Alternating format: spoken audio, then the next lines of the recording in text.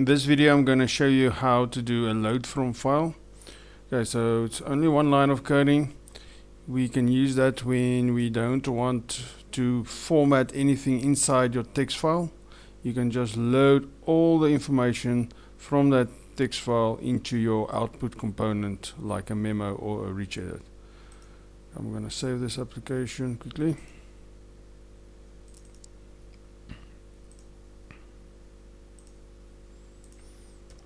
In this application I'm only going to use a button and a memo. The button is I'm going to use for when I click on the button. I'm going to load the content into my memo. So I'm going to change the caption to load, and I'm just going to quickly remove the lines from my memo. Okay, this program is saved under the folder load from file.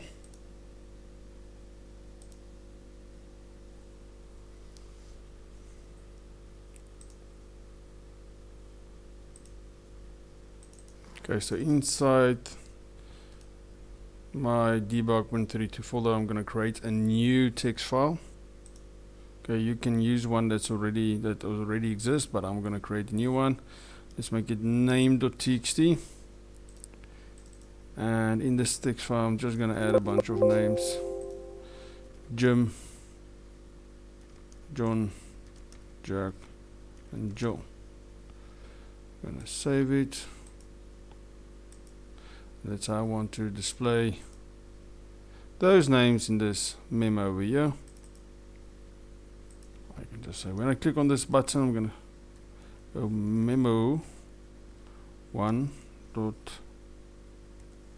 lines dot load from file, and then you will see that you need to add the file name and the file extension.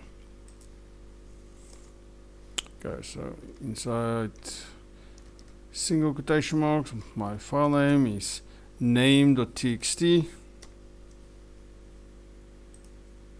You'll see it's name.txt. Make sure that your file extensions are actually on so that you can see the file extension. Otherwise you might name your file name.txt.txt because you can't see the file extension. Okay, so mine is name.txt. So when I run this program, it should load the content from that name.txt into my memo over here. Okay, now remember this is unformatted or unchanged. Don't change anything. It just takes it and displays it. If you want to test every row in your text file for something, then you need to use a different method. Okay. Another thing, in this example I didn't specify the path of the text file. So if I don't specify the path, by default Delphi will look in your exe, your project file or your project folder. So if this file is saved in a different location, you will have to specify that location.